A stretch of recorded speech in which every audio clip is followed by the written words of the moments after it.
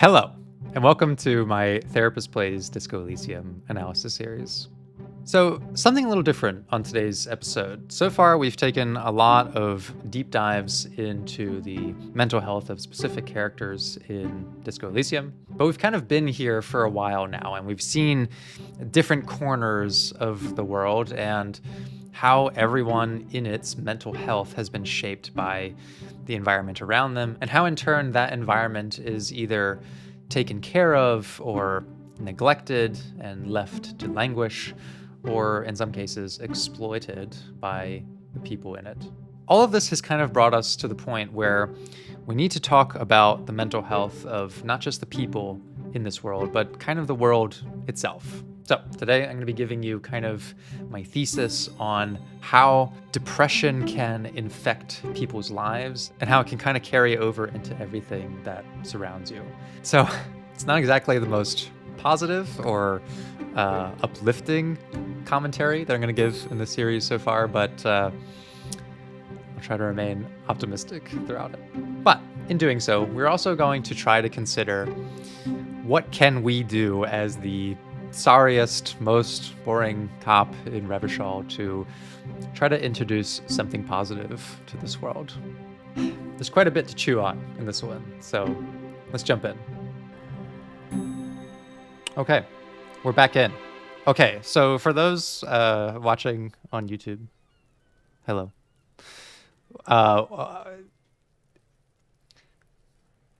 want to clarify some things about like the general approach to this playthrough and like spoilers and backseating and that sort of thing, because it definitely has come up a couple of times. Like, I know that all of that stuff comes from a good place. We're all excited about this game. Like, it's a fantastic, deep game that everyone has experienced a different version of. Like, that's what's so cool about this. Like, we've all seen a slightly different variation of this narrative.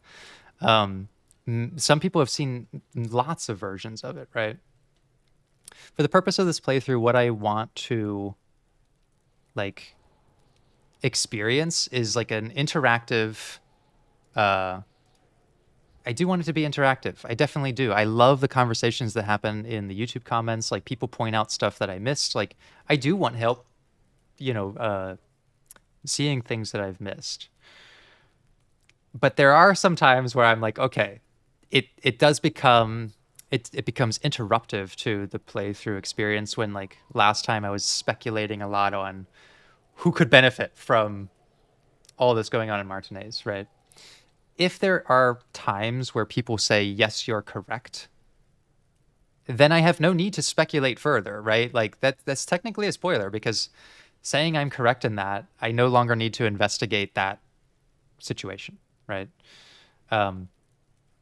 When I ask a question, I'll just have to be better about being like, look, I don't actually want an answer to this. It's just how I work things out to be like, what's going on here? I don't want to be told what's going on here, right?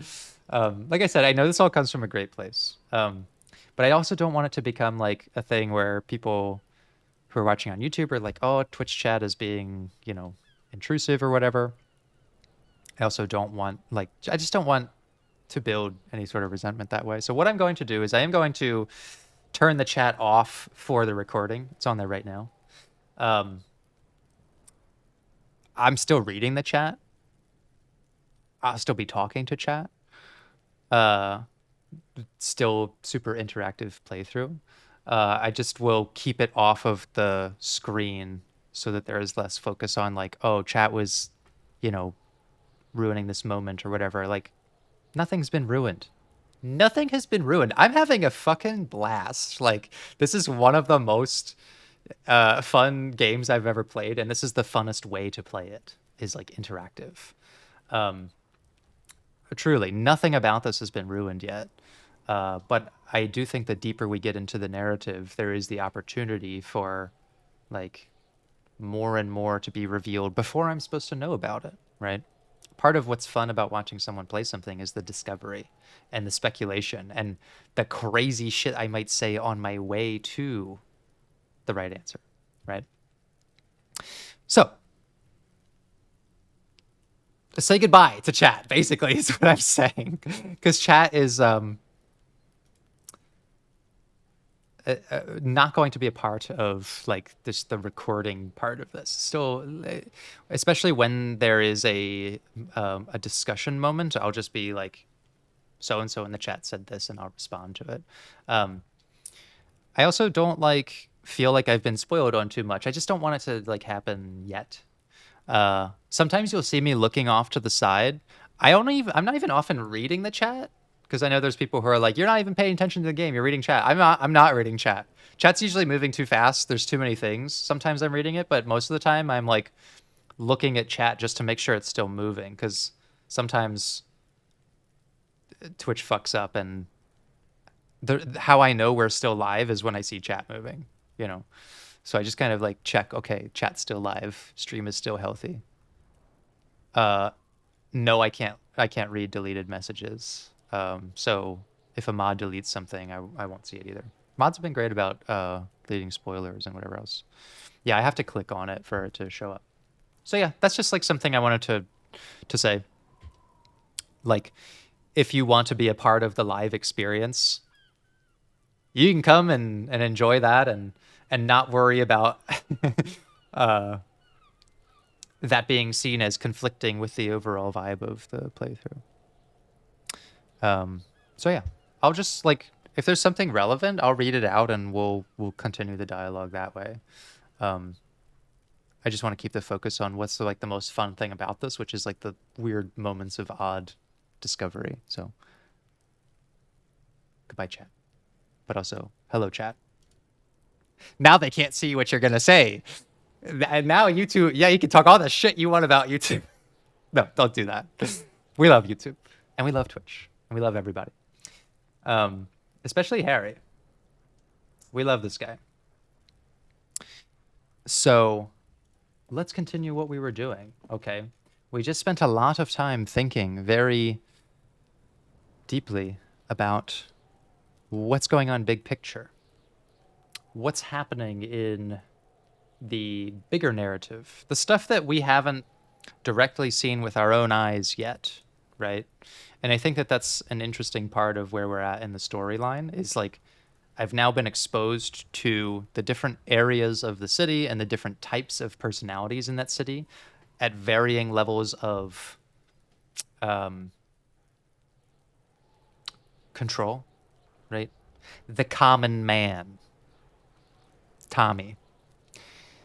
The wealthy influencer type, the Everard Clare. I don't know if he's wealthy. He seems wealthy. We've seen the Union. We've seen Joyce. We've seen, Kuno. We've seen not every, but lots of ladders, rungs on the ladders of society here, and how they all play a part in what's going on, right? And that's what I'm excited to explore more of. It's only day 2. So we need to look at what our priorities are. Last time we learned that there is basically like there's potentially a boiling point for what's going on in Martinez. Everyone's got a side of this. If I have to really ask, like, what do we want, though? Right? Because there's like there's a moral argument to say, well, I don't want there to be a war in Martinez. I don't want to see like executions, but I also don't want to see people who don't deserve to be in charge become in charge. I don't want to see myself become a unwilling agent in someone else's power game. I don't want to get involved at that level. It's too controversial. It's too much politics. But we are going to talk about politics at some point. I know it's unavoidable. I'll tell you what I'm actually most interested, though, is this guy right here. I want to focus on the Kuno case for a bit, because we've actually been progressing the case quite a bit. I also know that we need to find some money, okay? It's day 2, it's 3 p.m. I don't want to end up in a situation where I don't have a place to sleep at the end of the day. So we got to get some money, and we got to get on Kuno's good side. Make a truce with Kuno. Okay. The thing is Kuno wants something that's bad for him, and we're trying to be a responsible adult and not like give him cigarettes. Is there anything else I could do? A Man from Hyemdal book. That's right. I think that we discovered there's maybe a book that he could want. I don't think we have that book. Maybe it's something we can get in the bookshop. Let's see what he says. Have you come to make your offering to Kuno? Not quite. Oh, I could give him a car? A truck?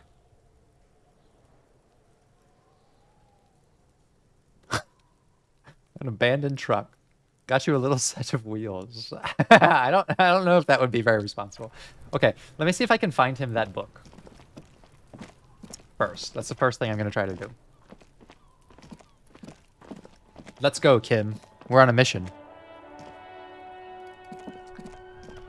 Look, at this point, I think Kim or Kuno would be a better driver than myself.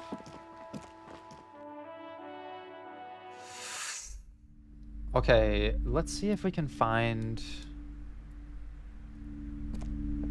that book.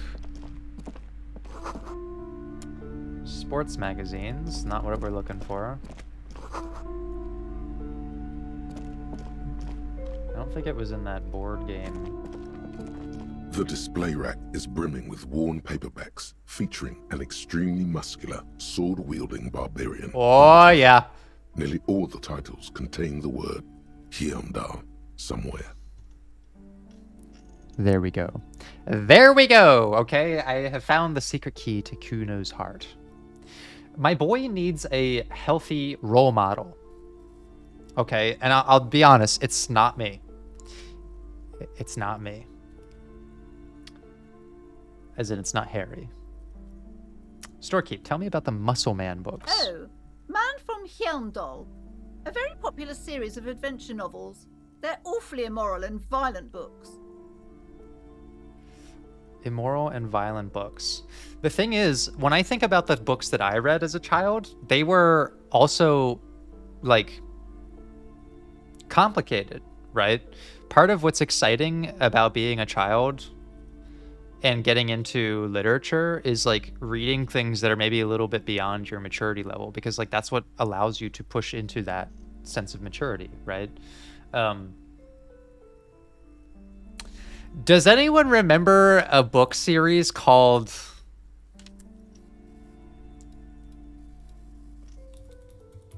Did I have this right?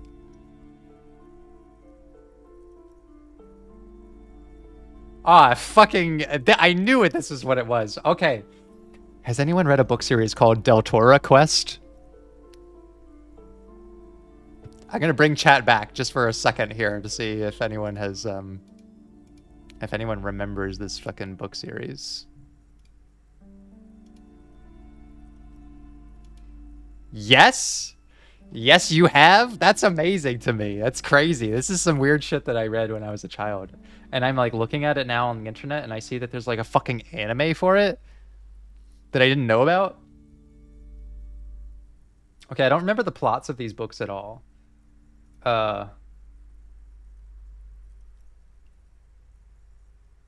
What a blast from the past. Yeah, this is unlocking some core memories. Yeah, collecting all the gems. So the reason that I'm bringing this up is because like the kind of stuff that was read to me when I was a child was like Narnia. I remember being read Narnia. I remember being read like some other kids shit. Harold and the Purple Crown is one that's like coming to mind. I don't know why. But Narnia was like the advanced, like there's adults in that book, you know, it's not just for kids. And I remember being like exposed to like the adventures of adults, but Deltora Quest was probably the first like adventure series that I read where the kids were like my age, but they were doing things that kids don't normally do. Like I don't know, they're out in the fucking woods on their own and that sort of thing, and they have to like grapple with ideas of like belonging. And I don't remember these books about what they're about. Like they could be really shallow and stupid, but I seem to remember elevating them in my mind, like, like this is a person like me who's going through something that's much more complicated than my own life. Aragon was another series that I read as a kid.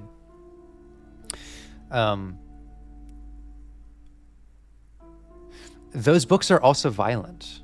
Probably not like as violent as other things. I also remember reading a series called Redfall, or not Redfall, what was it? Redwall. Redfall is a fucking vampire game.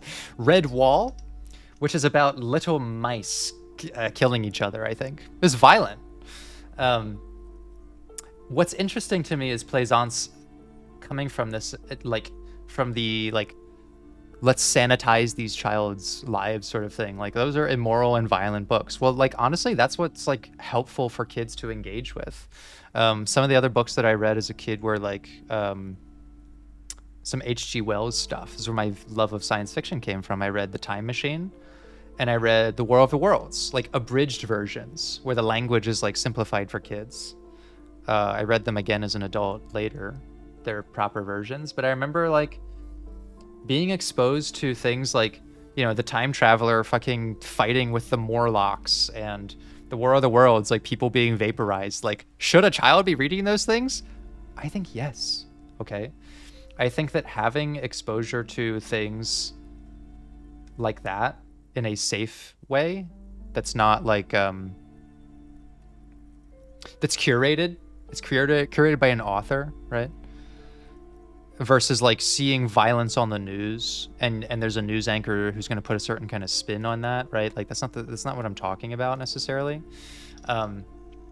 Your exposure to media and how relatable it is to you does start to shape your ideas about things, right? Like I can honestly say I can't point to a memory where I'm like, yeah, well, I learned what's good and bad when this happened in my life. No, I've learned what's good and bad based on like stories that I've read and that I can recall and return to and point at and say like, you know, that was a big moment for me in understanding like right from wrong or the way violence can be used to influence people, right?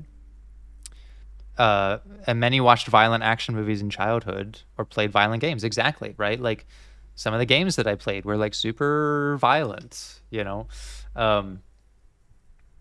And I think that like if you have the right guidance, then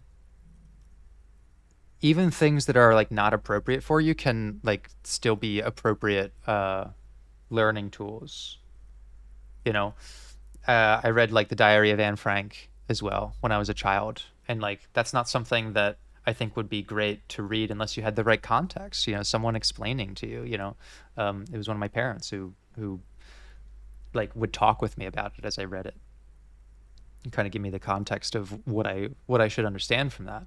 And you know, later in life I visited the Anne Frank house, and like it totally, you know, it reached back into my childhood and transformed that experience because like I was exposed to that, you know, at a young age, and then reflecting on it as an adult made a difference. And I constantly find myself doing that, right? So having something like this, like a curated, maybe not super appropriate novel series, but with the right guidance, can certainly curve someone like Kuno, who is clearly looking at things in terms of authority and power dynamics, and he's trying to be the boss of his own little world, probably because there's someone in his world that is the boss and he doesn't have much he can say against them. Like this could be his outlet. This could be his escapism from that, you know, to explore like the gray areas of this stuff rather than being so absolute. So this is why I'm going to look for this. Why are they so popular? Blood and violence, scantily clad women, epic narratives, all those mystical things he encounters. They're bound to grab those with little imagination and nothing to do. I disagree. Sounds good. Which one should I start with? What does it matter?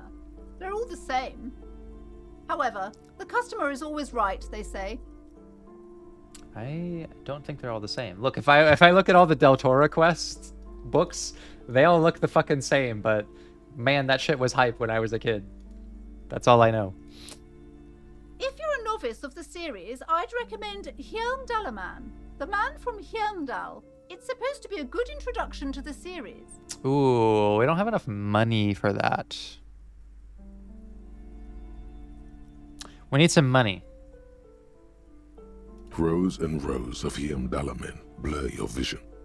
You make out some titles. Man from Hjelmdal and the Mammoth Riders. Man from Hjelmdal. Return to Hjelmdal. These sound like Del Toro The Quest book solipsistic names. Man from Hjelmdal and the Hjelmdal Man. The man from Hjelmdal and the Hjelmdal man. I love that. I'll just read you some of the Del Toro Quest titles, because this is what it's reminding me of.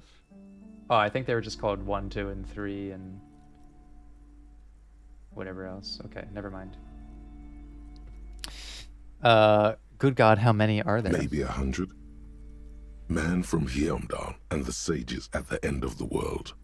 Man from Hjelmdal and the false god. Man from Hjelmdal and the scorched earth.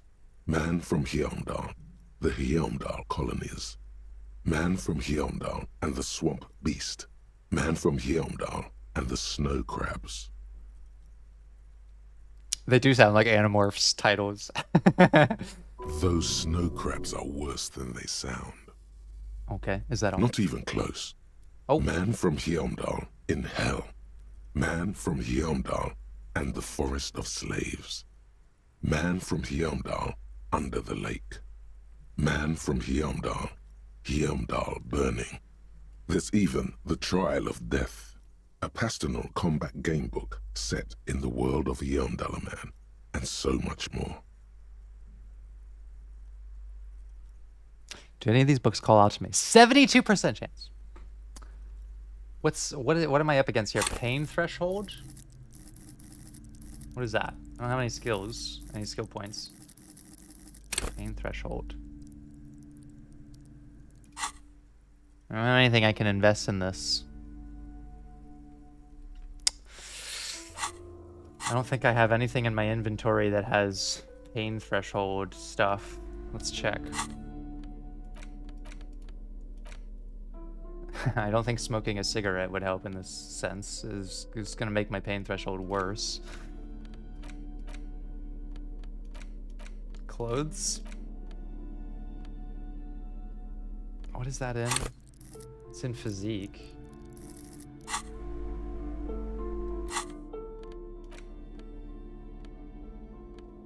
No, there isn't anything.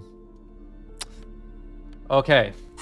I'm just gonna try it. I mean, I can always come back to this one. Brimming with worn paperbacks featuring an extremely muscular, sword-wielding barbarian on the cover. Nearly all the titles contain the word Hjelmdal somewhere. We're just gonna roll with it because there's nothing else I can do here. Let's see if we can get it. A twinge at the back of your head makes you flinch. Your eye All right. starts twitching. Okay. Ow. Your hand reaches toward a book with glossy cover art of the very muscular man from Hjelmdal in chains, kneeling in front of a staircase leading to a throne. A woman sits on the throne, leering at the man. That's like the first check we've passed, like, that I had a high chance to succeed in. She's laughing at him, belittling him. Okay, so this one speaks to us. This one speaks to our some sort of association that we have with women and how they view us. Between the throne and the Hjelmdalaman lies a bonfire, casting shadows on the wall. The shadow of the woman's headdress looks like a pair of devil horns. The title reads, Man from Hjelmdal and the Devil Woman. Okay, no wonder this speaks to us, right? What is our character's current association with women, right? I imagine there to be something here with... our character has very clearly invested in a relationship in his past, right? We've heard that. There's an ex something. What I detect about Harry is that like this relationship was super important to him, but he feels like he was not very successful in it. At the same time, he feels like he was not in control of whether or not the relationship stayed in his life. And imagine like how difficult that must be to have one of the most important things in your life and to feel like it's not really in your control, right? Like at any time, this person can decide to leave you. This person could decide that they don't love you anymore, right? And how much of your personality has been invested in that person and the dynamic that you have with them. And if they tell you it's over, it feels like more than just the relationship is over. It feels like a part of you that has developed because of them is over, right? And I can imagine this building a lot of resentment between him and like the idea of relationships. Like maybe they are not worth investing in because it's not something that I can control. Substance use is an area that people often fall into addiction of because it feels like a sense of control, right? If I feel depressed, I can take this substance and I don't feel as depressed for a while. People who are, you know, looking for stimulants to elevate their experience and like move faster, and you know, people who take hallucinogens to elevate their creativity, like it feels like a sense of temporary control that has diminishing returns, obviously, as your like tolerance towards that thing grows, right? Being a police officer, being someone who like, you know, gets to be an authority figure and decides what is right and wrong. Like there's a lot of things that point to Harry desiring a sense of control over things. And the one thing that you have to relinquish control over is whether or not someone else loves you. Like you can't control that. You can't control really what other people think about you.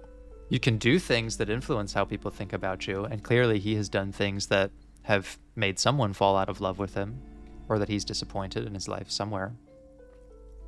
And I imagine that to be like a really confronting idea for him, right? That maybe relationships are not worthwhile because they are something I can't have a lot of control over. I imagine he thinks something like this, maybe. Maybe he doesn't think that. Maybe he's not all the way to all women are bad.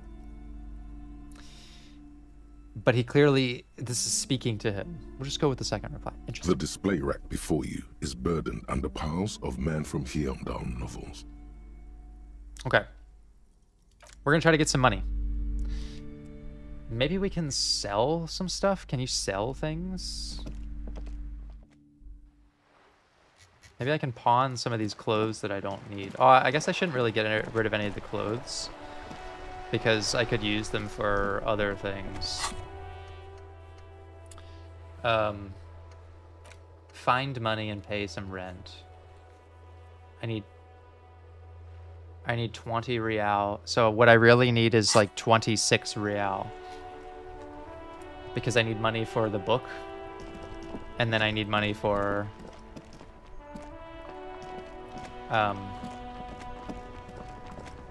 the place to stay. Let's go check out the pawn shop. Let's see if there's anything I can do there to get some money. Money can be exchanged for goods and services. That's true. Mongooses. Let's see what our buddy is up to. Officer, the flashlight, please. I keep forgetting that this guy, he actually responds to me carrying around the flashlight. It's so amazing. Okay, you're not under investigation this time. Hello again. How can I help you?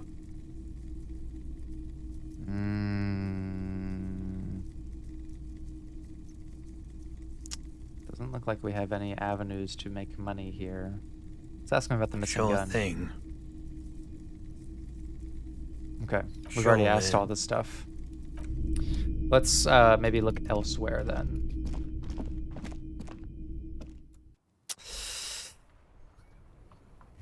I gotta get my flashlight back out. Look, this is one of those things that makes me feel like I am in control. Who is this guy? I haven't talked to him before. G'day to you, officers. Man on waterlock. A burly man hangs out by the waterlock, carving up a generous serving of salami with an old hunter's knife.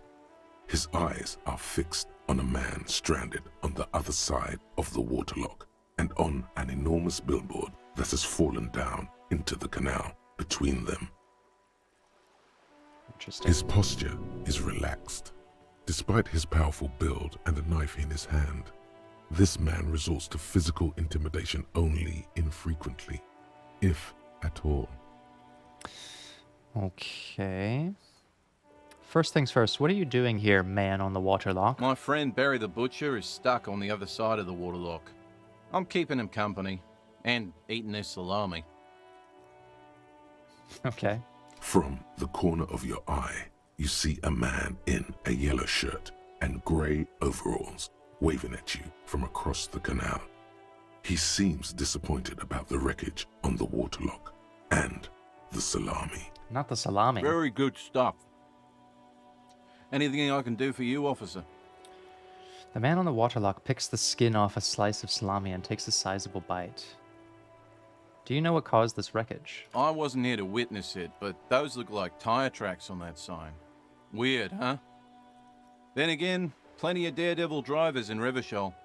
Oh, maybe someone... The words daredevil driver sound ominous to you.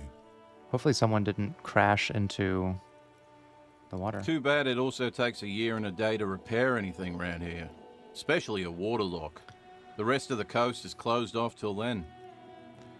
Do you know what's further down the coast? Well, there's the fishing village, an abandoned fish market, a bizarro church. Not much use to the congregation, though. There always seems to be something wrong with it. Yeah, not really much else. Just bombed out ruins. Can I have some of that salami? Sure thing. Want some too? Oh, he officer? actually gave me some. Why not? And Kim is taking it as well? You trying to bribe me with salami, guy? Salami cop. Yeah, Mega Grala. Yeah, you're right. We are the salami cop. Is that it? That's all the dialogue we have? He just hands over the salami just like that? That easy? Nothing in my life so far has been that easy.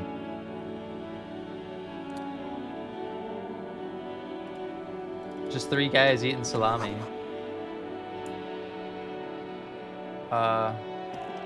Okay. A crumpled billboard reading, Samaran butter soaks in the canal. 2 ugly lines mar the bright countenance of the blonde boy depicted. Ooh. My visual calculus is terrible. What is Samaran butter? Whatever it is, the boy on the billboard seems very happy about it. It's a white check. 28%. Fuck it. Just some tasteless advertising at the bottom of a canal. No use rubbernecking now. Okay. Nothing more to see here. We'll have to come back to that at some point. Someone did mention that there was a sell option. We just... Oh, wait, he's going to tell me about the flashlight Officer, again. Yeah, the fuck. flashlight, I know, please. I know. Okay, I know.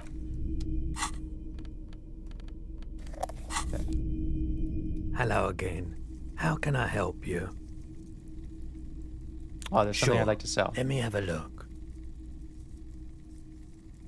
Access my pawn menu. Anything else you're thinking of selling? Oh, there's a couple of things. I mean, they're not going to give me very much money.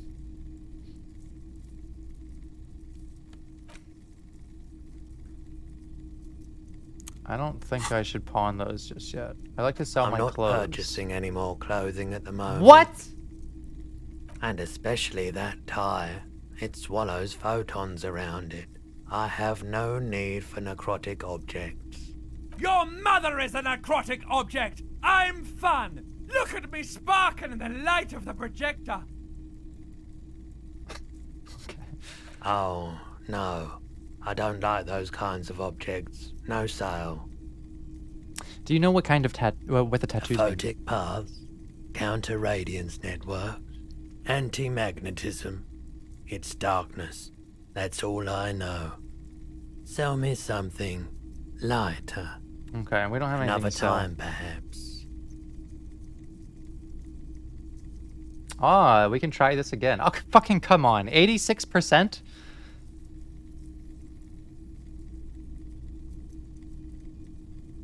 I gotta do it. I gotta call him out. Feeling warm and enthralled We're by lucky the movement today! of light, while the mind continues to race forward. Lucky bastard. He's probably on Pyrrolidon. It's tough to come by on the street. Pyrrolidon. What is Drug that? developed by the military to treat and prevent radiation sickness. It has psychedelic side effects, and it makes your eyes turn yellow. Seashell, I jinxed it. No more success. Yeah. Look. Maybe there's something about not hyping up these checks that makes me succeed at them. It's because I turned off chat. Maybe so.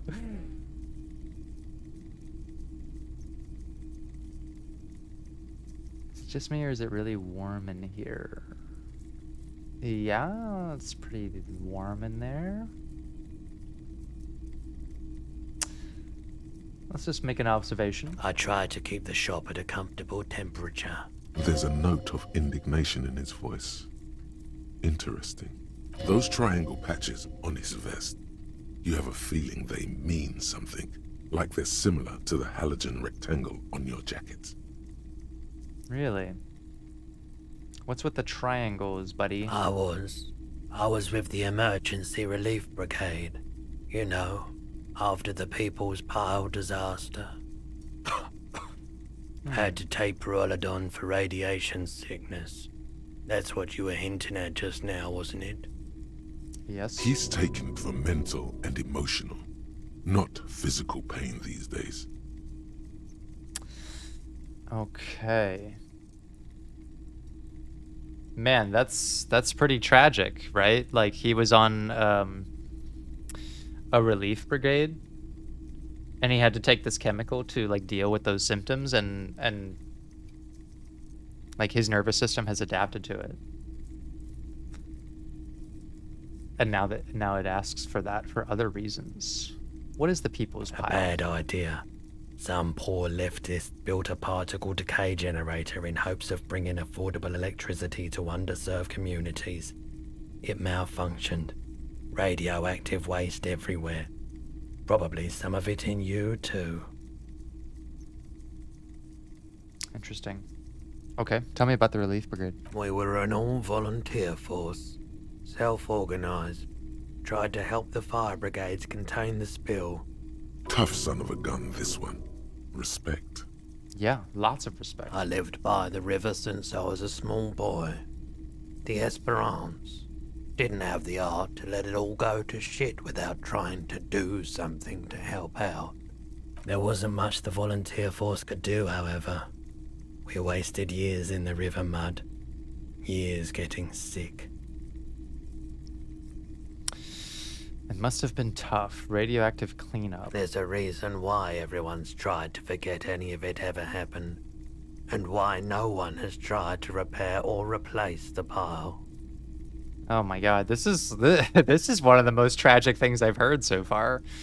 Is like someone putting in lots and lots of their own lives on the line for something like this. And yet what has like the society around them returned except like now chemical dependency. Honestly, the thing that like immediately comes to mind to me is like the first responders. Not to get political or anything, but yes, the first responders for the 9/11 attacks didn't exactly get the help that they needed with their health by the government. So much disappointment. And early deaths. Cancer mostly. And we knew all that was coming even as we were cleaning up as best we could. Yeah, basically Chernobyl as well, peasant trip. Very similar, and probably more appropriate than the first responders thing because this has to do with radiation. I'm not as familiar with the Chernobyl incident. I watched a show called Chernobyl, which was pretty good. Whose fault was it that the generator failed? No one's. Everyone's. Jeez, man, the line delivery. I can fucking feel the heartbreak. So much bitterness. A bunch of poor people built themselves a primitive nuclear reactor, hoping for the best. What do you think is going to happen? Oh man, how did you end up running a pawn shop? The cleanup happened 15 years ago. I was young then. Later, my second aunt died. Left me this shack and all the assorted junk in it. Oh my god. So I came to Martinez. People told me don't go there. It's a shithole. I said, people, we just had a nuclear pile meltdown. I'm gonna get as far away from Forberg as I can. Still in the same city, but... Roy!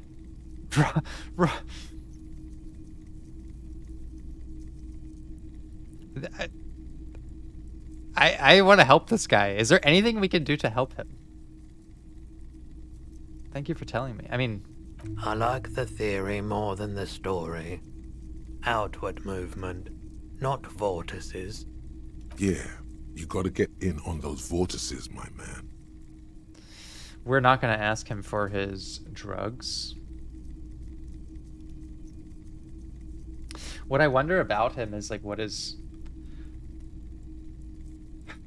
He clearly has a lot of feelings about, like, this event, right? It is so central to his experience. Like he said, he knew that there would be consequences even doing it, which means that, like, there's a lot of care behind, you know, not wanting to cause more people harm, even at the risk of his own life. And so I wonder, like, how that fits into what he's doing right now, right? Like, there is an innate desire not to want to have more people experience more harm.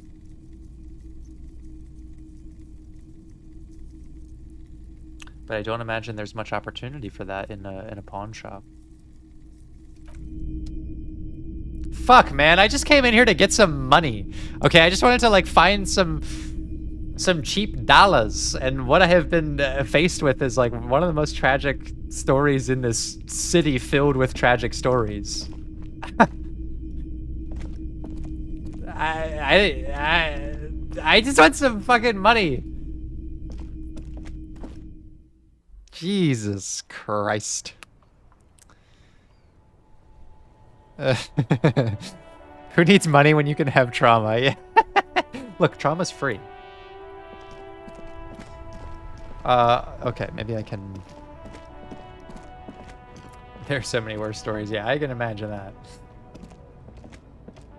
Everything's still cool here, officer. Oh, rhetoric. Wait, can I persuade him to get me more money? The thing is we have really low rhetoric. Maybe I can build some rapport with him? Me? It's a boring story, officer. Who cares about the past? I'm all business now. All Revachol. I don't know. Okay, maybe not. Very cool. I like your style, officer. Look, I'm not gonna ask him for money just yet. There's a pile of cheap sunglasses in a small box. A variety of shapes and colors. You like sunglasses, officer? I've got the latest styles right here. Let's try the shades on. Abort. These are hideous. What's more, they don't even fit your face. You can feel them pinching your nose and chafing against your brow. Damn, officer! You look like a mega secret spy. Very secret. They're practically made for you. I'll let you have them for 2 riyal No. and 50 cents. No. They're perfect for concealing your bloodshot and baggy eyes. No, I'm trying to make money, not spend it. It's going to be very difficult for anyone to take you seriously with these things on your face. No, I need to buy You're definitely not a book. buying those. I agree. But at the same time, I don't like the way Kim said that. Don't tell me what to do, Kim. I like these sunglasses. No, okay. Balance. We need to buy a book for Kuno. That's our mission. Are you sure? But they look so good on you. You should think this through, No. officer. No, leave. I need money. I need to make money somehow. And that is my goal right now. Okay, that's my only priority.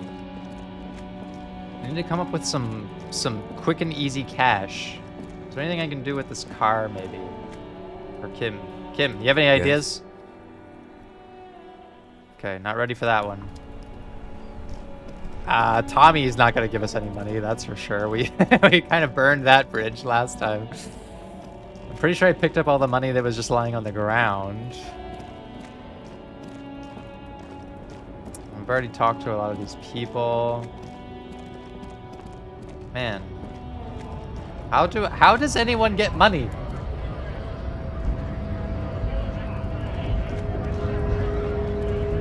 Maybe Manana's got some ideas. You have any ideas? Hola, Wandering Man. How can I help you? Yeah, Stuart, we're trying to find money for both. We need to buy the book for Kuno and also for our stay at the Whirling. You get money by working? We're working right now. Where's my salary? When do I get paid as a cop for all this fucking work I'm doing? Actually, do you know anything about the Los Hardy Boys? Ardis?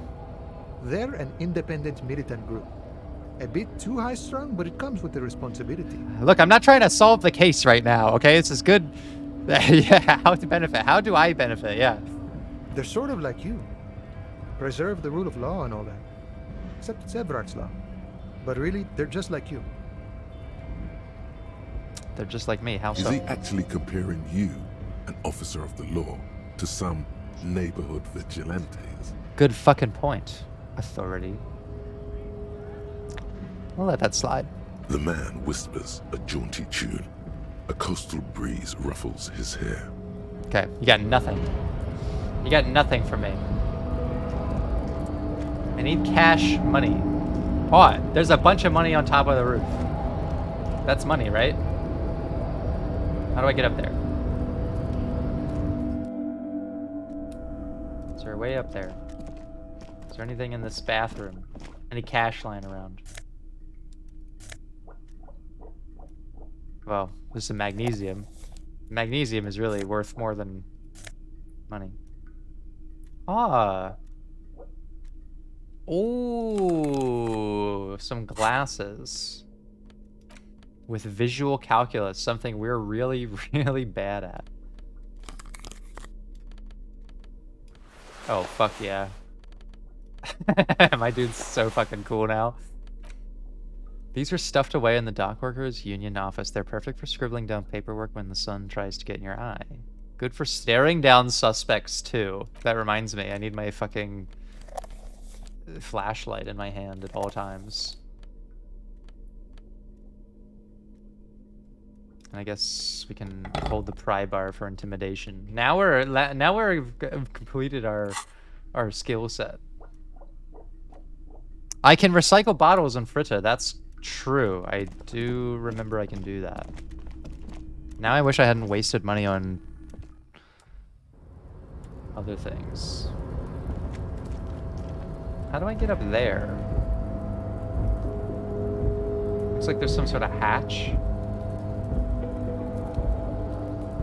Maybe I can bust that thing down and go up the hatch. To go up there. I can try that.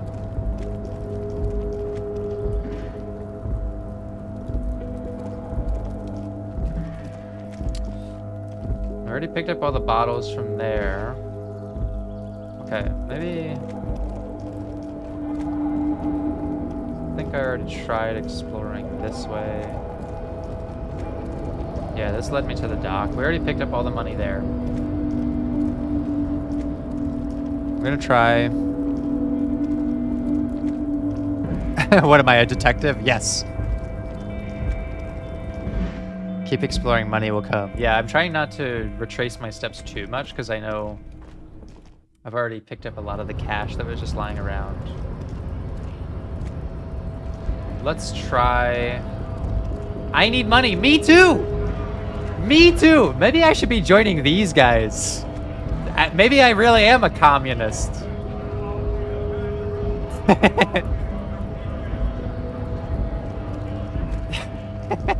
Look, I just need money, okay? How does the guy in the whirling in rags get his money? That's what I want to know. Okay, let's try this. Don't worry, Kuno. I'm gonna fix your broken heart with literature. I just need some money. I need some cash first. What is this thing? An inconspicuous pile of the roofing material. Fuck. Eternite. What is It's this? nothing. Someone just left some roofing material slanted against an old shack. Come on, perception. Do I have anything for perception? Anything good? No. I don't have anything for perception. Is anything hurting my perception? How does the flashlight not give me perception? That's what I want to know. Shit. The flashlight should give me plus... The developers failed at this game. They should know that having a flashlight in your hands helps you see things better. It helps you see the truth. Ah! I need money. Where have I not been yet? I have been down to the waterfront. I've not been up to, like, this area. How do I get there? Probably when I can cross the bridge, maybe? There's a lot of shit over there. What's in this place? I don't think I've been here. An old call box with a matrix of push buttons lists all the companies in the East Delta Commerce Center. Okay, so there's a lot of stuff here. Main hall An building A. off-key melody starts playing after you ring the doorbell. Then a woman picks up the receiver. Kuno, please stop calling here. Grown-ups don't have time for your stupid games.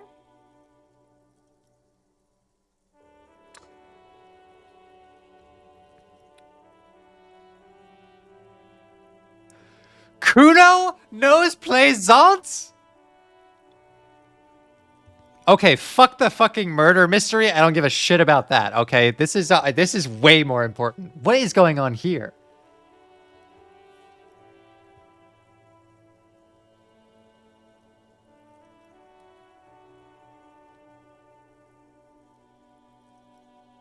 Plaisance, it's me. Please open the door. I'm trying to get in. Oh, I'm sorry, officer. I thought you were... But the doorbell is broken, and the bookstore shouldn't even be on the list anymore. So I can't help you. Please don't call here again. Thanks. Oh, come on! A single beep indicates that the line has gone dead. Damn it. I need to know more about Kuno. It sounds like every single adult around him is not giving him the time of day. You ring the doorbell, but no one answers. Okay. Just seeing the words Andro Orlando gets your hackles up. Its very existence is a threat to your masculinity, to say nothing of your hair. Okay. I don't know what that means yet. Boxing for young athletes in All gym. you hear is static, but no one answers the call. What the fuck? 24-hour You window. ring the doorbell, but nothing happens. What is going on here, okay? What is going on here? Where is everybody? Emma's fashion atelier. You wait for a minute or two, but all you get from the call box is silence. No one answers the call. This is just some suspicious shit. Taxis. Looks like someone has melted half the plastic off with a lighter. The doorbell doesn't work anymore. Slipstream. You hear static from the intercom speaker. It sounds as if someone has picked up the receiver, but isn't saying anything. Hello, is anyone there? Yes, hello. This is Tricentennial Electric. Have you come to place an order?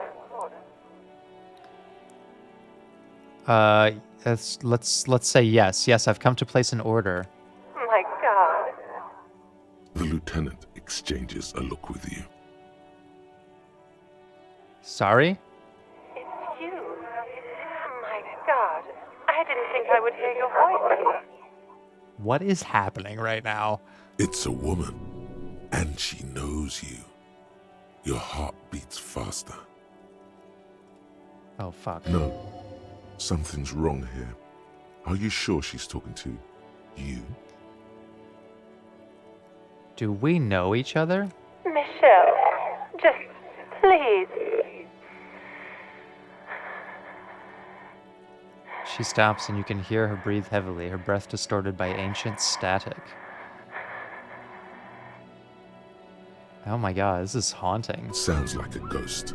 Wind blows through your clothes and you feel detached from your surroundings. Inside the building, a cold memory hangs. A cold memory. Shivers is my boy. Can I get a documented, like, list of lines from Shivers, and then can I give that to Kuno? That's the kind of literature I want him to read. Why did you even call? I don't understand. You've been gone for months. I thought you didn't care. This is haunting.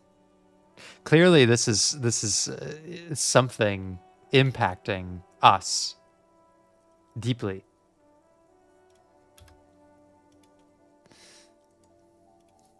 I'm very curious.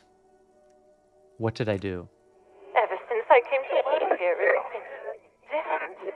As if my mind's been wiped clean. A spot of static overrides her words. When she speaks again, it sounds like she's submerged. But Kim could hear this as well. It's so nice. It's so nice to be able to finally forget. Forget about what? She sounds like she's about to cry. The cold is deep under your skin, as if you were talking to someone who's 100 years away. Somewhere inside the building, water is flooding the cellar floor. Hello? She doesn't answer. Hey, are you still there? Silence. The only thing you can hear now is static and waves washing ashore on the bay. What just happened? Another seagull passes by. It's getting cold standing here, staring at the silent call box. I don't know what happened either. We should probably stop playing with this thing. So Kim can hear this. All right, it's a goodbye then. You press the number sign on the keypad that terminates the call.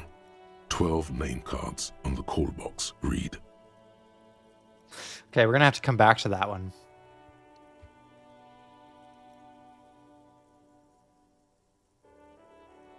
I don't know what to make of that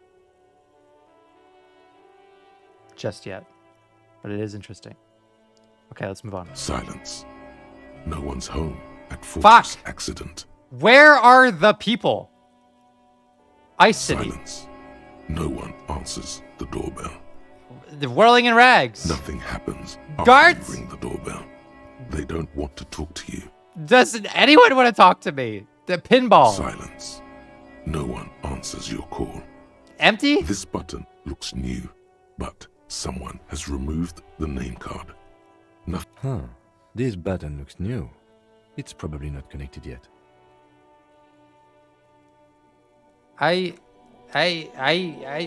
What the fuck? Can I get in there? No. This is weird, man. Look, all I'm trying to do is find some money to help a young, sad boy who doesn't know he's sad because he's too busy feeling angry at the world. And I keep getting fucking broadsided by the trauma of a pawn shop guy and the mysterious echo of a life I may have lived or have yet to live, and a guy with his fucking salami. What is happening? This is getting weird. What about this guy? What is... All I got, I built with my bare hands. I ain't got shit. I'm scum, just a scummy old scum. I don't deserve her, I don't deserve anybody. Shit ain't nothing to me. I make my own way, that's all. I'll always have, always will. They don't know me, no one knows me. I work hard, I play hard. Nobody works harder. It's hard, you know, it's just so hard sometimes. All I got, I built with my bare hands. There's so much depression in this world. There's so much fucking depression in this world. Here's the thing as well that I kind of want to talk about. Okay, because this is unavoidable. This is unavoidable when we talk about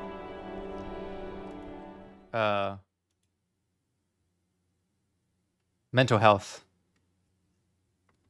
in this game. Okay, I brought the Brady board out, and don't pay any attention to this. That's not relevant to right now. I'll return to that. I want to talk about depression. Okay, because this is something that like every single character in this world that we've faced so far has some kind of exposure to, whether or not like the person themselves is struggling with depression. There's definitely people around them who are, like, for example, Annette. Annette seems like, you know, kind of a happy kid. She's got her own issues, obviously, but like she is happy when she's able to escape into her books, right? Which is kind of what we're looking for Kuno as well. But even her, like, she's certainly exposed to, like, standing right outside her workplace, there's someone like literally just talking about how the world doesn't know me. I have nothing in my life. Like, it's just like, it's within earshot to her, right?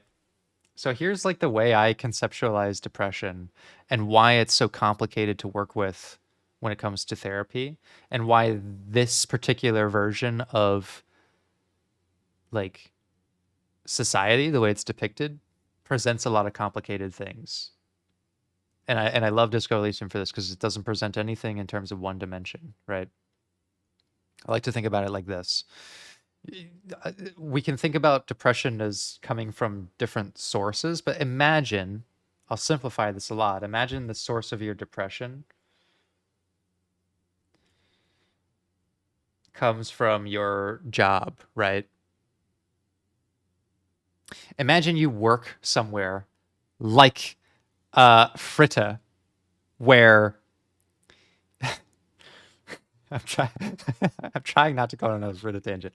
Imagine you work somewhere like Fritta, where day in and day out you are doing something that feels meaningless, right? And whoever's in charge of it is either absent or overbearing or doesn't have a lot of positive feedback for you, right? Imagine you don't feel like the time you're spending there is meaningful to yourself or anyone else. Imagine the reward that you get from this job is only extrinsic. So, right? The only reward is like the money that you make from it. There's no intrinsic reward. There's no like, I'm doing this and this feels like something I was born to do.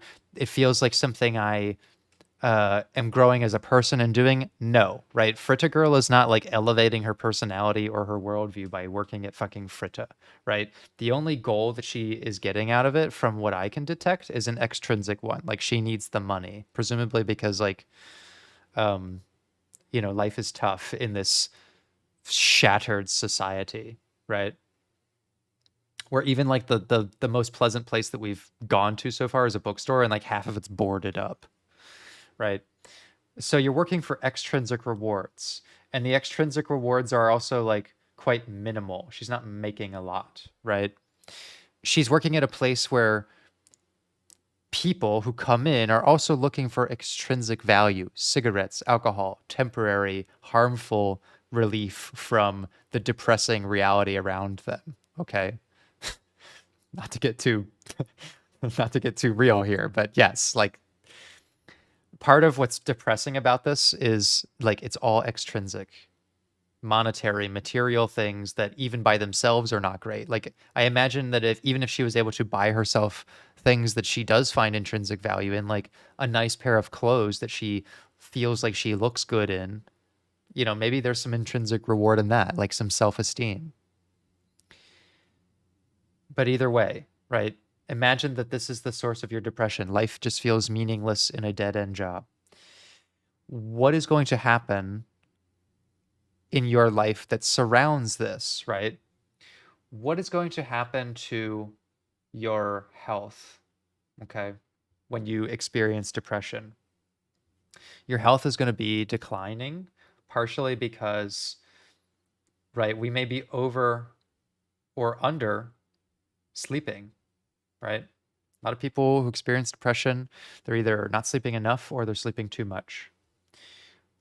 We may not feel like there is a strong urgency to correct our diet or exercising, right? Well, what's the point in like dressing nice or eating well? You know, I don't feel like doing those things is going to fix this, right? We sort of don't see a connection because these are very intrinsic things as well. Like the value is subjective. What's the value of, you know, having a good diet, right? Not exercising is going to lead to a sense of fatigue, right? Our muscles may atrophy from not being used, right? We're not experiencing like good chemical balances of like endorphins and cortisol and serotonin and these sorts of things, right? Like just the neuroreceptors that we have in our bodies and our brains are not going to be stimulated properly. So lack of stimulation, natural stimulation, I should clarify. Right? When we don't have a lot of natural stimulation, what are we going to look for? Artificial stimulation, drugs, alcohol, instant gratification, right? That's where the diet comes in. Eating poorly. You might find yourself eating more things that are sweet, right? When we talk about food as a coping mechanism, like what we're talking about is like it's compensatory behavior, right? Compensatory behavior is I'm not getting the natural chemicals in my neuroreceptors, so I compensate for them by looking for artificial and shallow versions of that, right? So we're eating poorly. Our self-esteem is going to be impacted by that, right? We're not caring as much about how we look or how we feel, okay? Over and under sleeping, we don't have a lot of energy. We're missing energy. Not bringing a lot of energy to work is going to impact our social life, right? You know, we're going to have less interest in things. Our minds are not going to be attuned to hobbies, interests, character building activities, social activities, things that which give us that, you know, that natural sense of cortisol as well, right? Our social lives, we may have less interest. We may not be, we may withdraw. We may feel that other people can't relate to us, so we don't communicate our needs. Right? We're not even telling people that there are problems. Okay? This is going to impact our relationships. Okay? You know, being more withdrawn is going to have the people who care about you concerned. And if you're, we can find ourselves getting into arguments, right? Because if we're already lacking a sense of meaning, we may feel like, well, why do you care? It's not your life, right? Just look at the gentleman who is sitting on the steps in front of us, a moment ago. He's saying, I'm scum. I'm just a scummy old scum, right? Like, he's not going to be receptive to even people who like care about him. He's going to be very like internalizing, like, I'm just a piece of shit, right? It's going to affect your self-esteem. I don't deserve her. I don't deserve anybody, right? We're probably going to think that we're like damaged goods, right? So we may end relationships or self-sabotage. We start becoming envious or jealous of other people who have, different life circumstances, ones that we desire or covet, right? This is going to impact our work as well, right? If I don't feel like I'm coming home to a good relationship and no one cares about me, like, how much effort am I going to put into my job? Probably not a lot, right? How much is this going to impact other people's perception of me, right? They're going to think I'm a slacker, and maybe I start slacking off as well, right? What's the incentive to do better when people already think I'm like not a good worker, right? And it just comes back to like what reinforces this issue, right?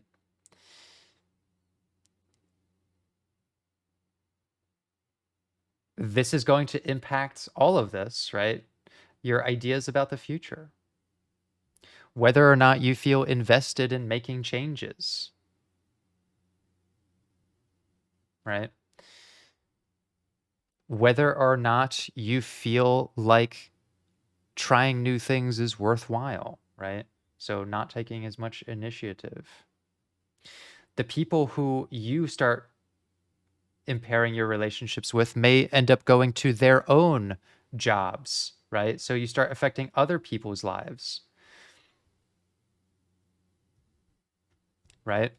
If I'm coming home and I'm depressed and I'm a negative weight on my partner's life, she may go to work and be more irritable, right?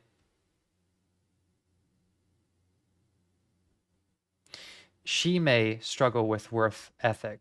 She may be looking for other forms of validation that I'm not giving her, right?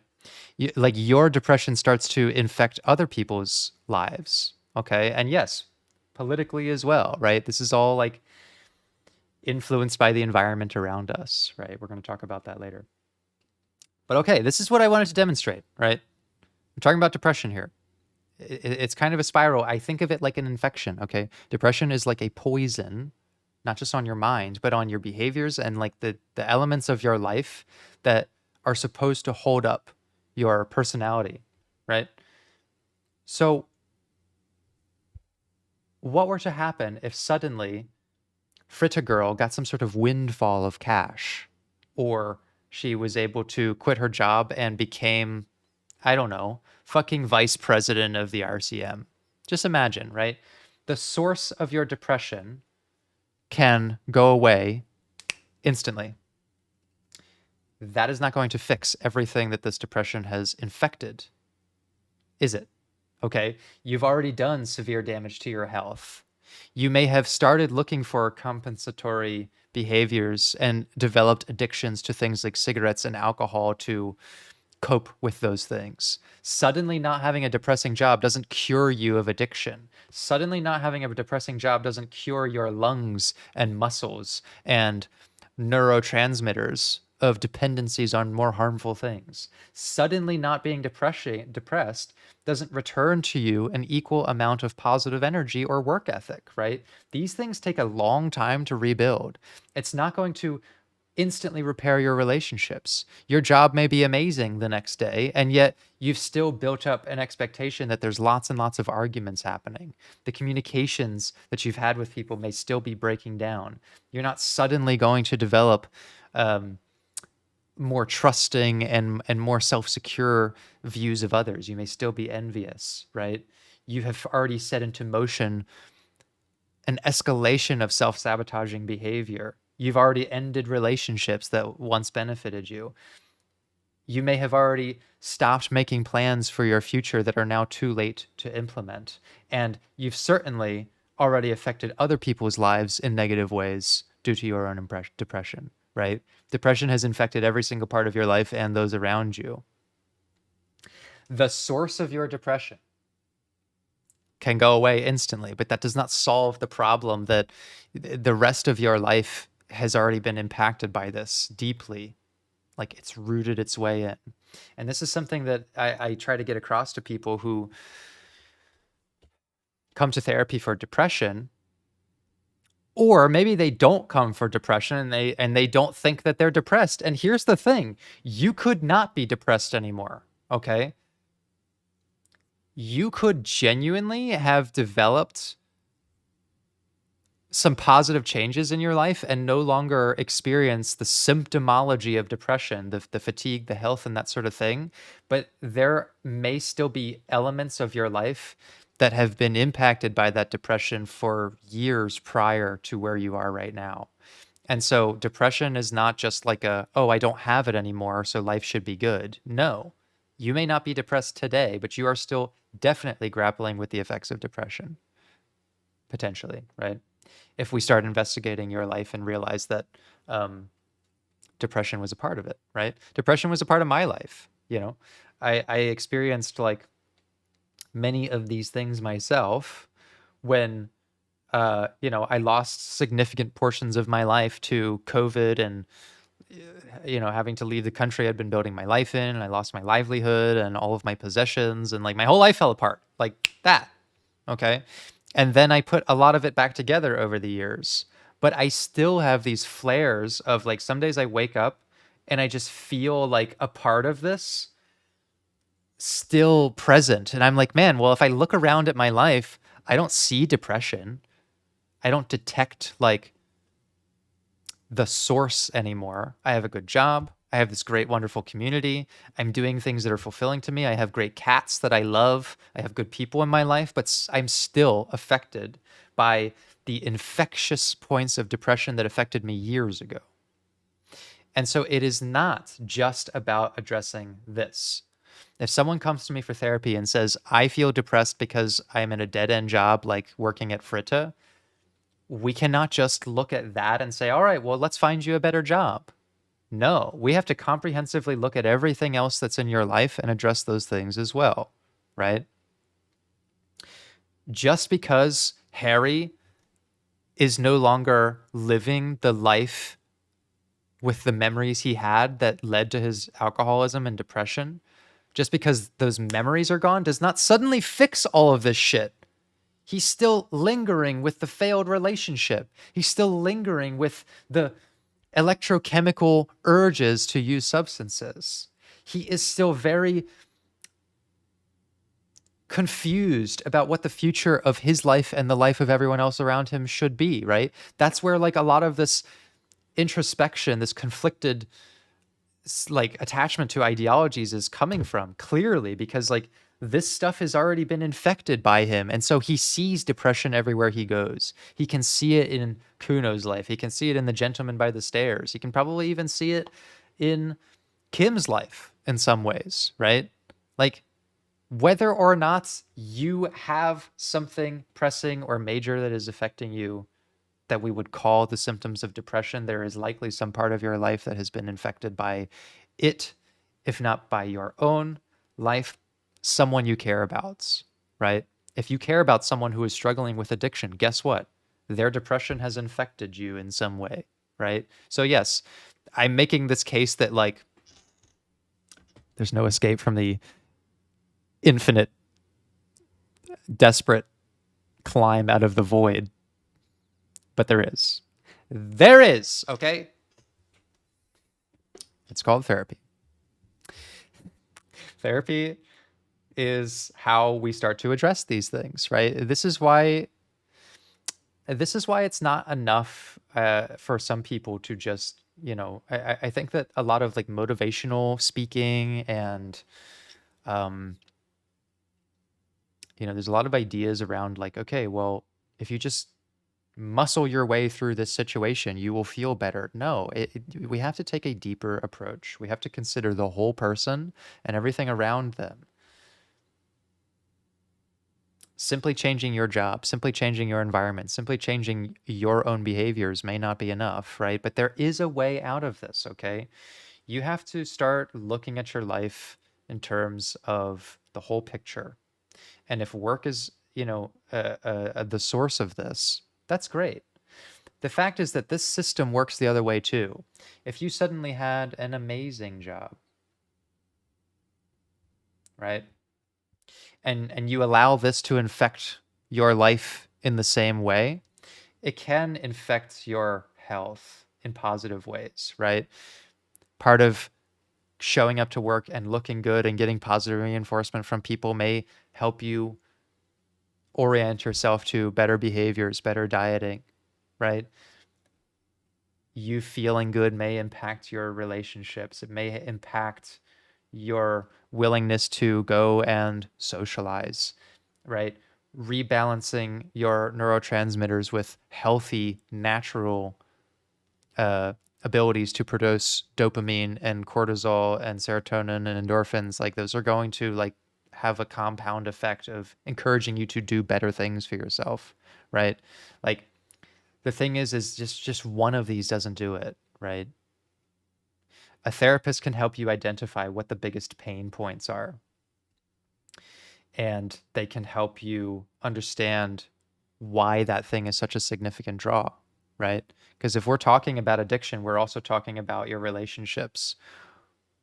Why a sense of community wasn't enough accountability for you, or you didn't feel like you had someone to confide in, or you felt like sharing your struggles with them, you were worried that you would infect them with your own depression, right? We can challenge those ideas. We can, work through some of that resistance. I think that this game is depicting this problem in such a good way because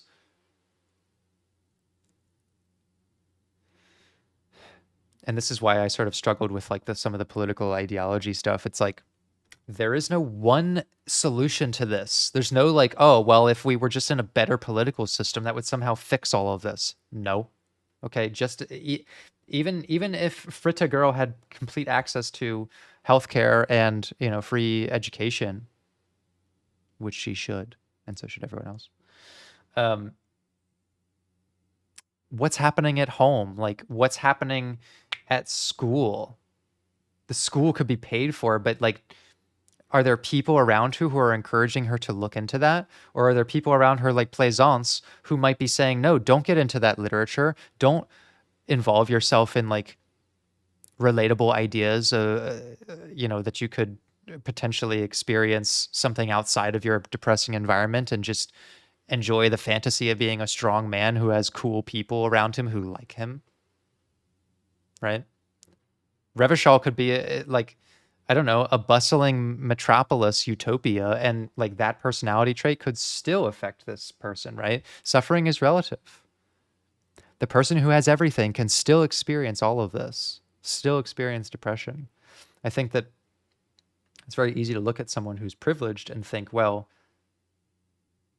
they have all the opportunities. They have a good job. They have access to all these things that I never got to. Well, yes, money can buy a certain level of happiness, but it does plateau, right? Money can buy comfort and it can buy security.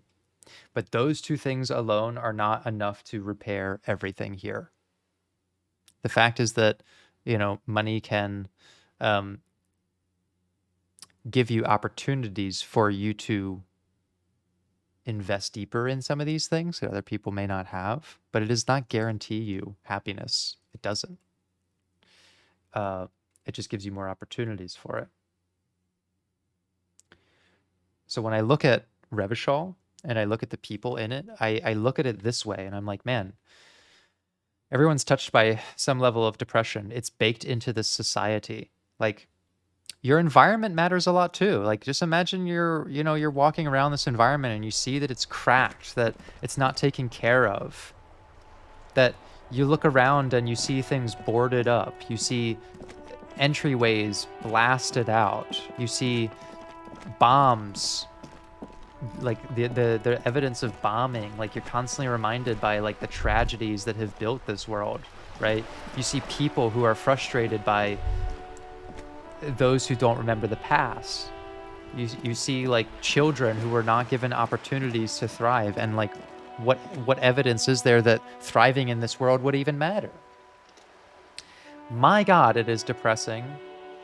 But at the same time, if you want to address these things, my concern is that like solving the murder is not, that's not gonna solve any of this shit. Like, stopping a bloodbath, even if we return this place to peace, is that going to help Kuno have a better opportunity for life? Is that going to help Annette learn the kinds of things that she needs to have a happy life? I genuinely don't think so. And what I'm sort of worried about and interested in is like, where does this game go with some of these ideas? Is there any hopefulness, I guess, in not just solving the crime and restoring peace, but like helping these people change their surroundings, change the way they feel about themselves and everyone else in it? I think in some areas it feels too far gone. You know, you look at someone like Roy, and clearly depression and the things he's experienced have infected his life to a irreversible degree, right? To be fair, it's only been 2 days. Yeah, I know. I know. I'm trying to be hopeful here about, like, genuinely how do you put meaningful change into this environment that has a similar positive infection? Because I do think it works the same way the other way around, right? If it got like this because of the poisonous impact of mental health, it can repair that too. That's my personal optimism, because I've experienced it, right? I've taken accountability and responsibility for the negative things I've experienced and found ways to put them back together. And what I hope is that, you know, I've taken part in a profession that helps people do the same, you know, and that my lived experiences can not only be something that others can relate to, but that I can put like a professional skill set to the task of helping people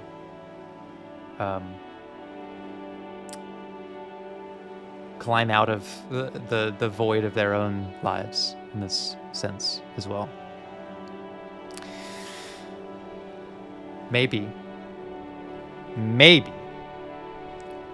solving the murder and restoring peace and giving people the kinds of inspiration they need to live better lives is the infection point, right? That's why I look for things like, okay, well, if we could save fucking Fritta-Girl's life, if we could save Kuno's life, these are people who are at the beginning of their depression infection, but there is still plenty of time in their lives to change those things, and for them to go out into the world and change that too, right? The problem is that when we feel like the environment is already too desolated, what do we want to do? We want to leave. That's why people fucking migrate from, you know, where their surroundings are war-torn, or they just don't see a lot of opportunity, and that place is left to languish because the people who have the highest opportunity to save it leave. And that's pretty sad, you know. It does take, in some ways, others investing in that environment too, and like having the kind of hopefulness to either return to it or you know, a prosperous country to, I don't know, try to like help them in that sense.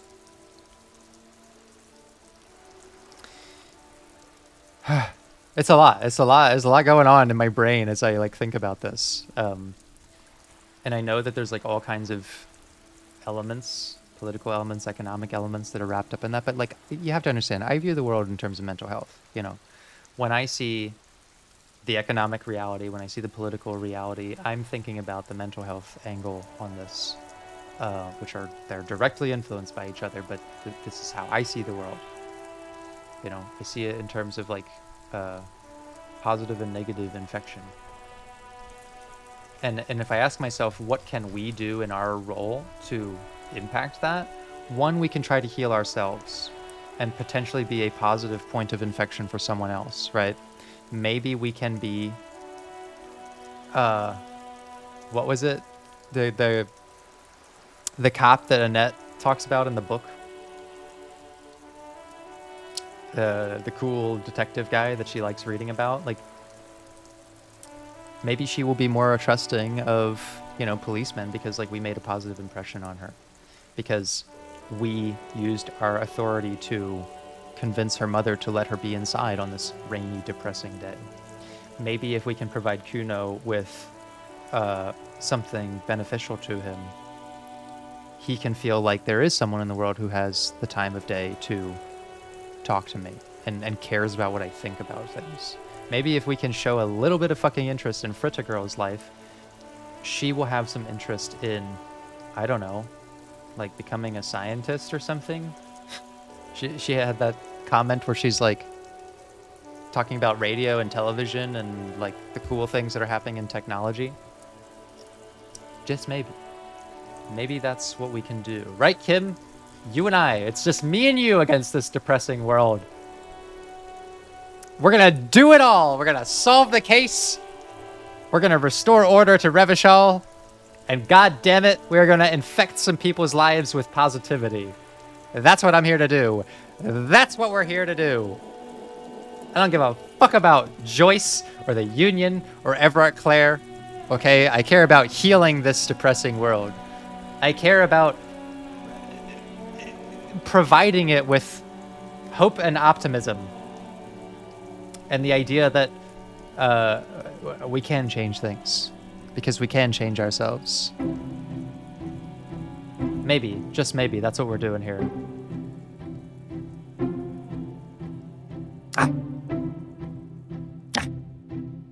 Thank you for watching my video. If you enjoyed it, consider giving it a like and letting me know what you thought of it in the comments. You can subscribe to catch the next video here, or you can see things a little bit earlier if you support the channel either through Twitch or Patreon. Links to both of those and the community Discord are in the description. Thanks again, and I'll see you next time.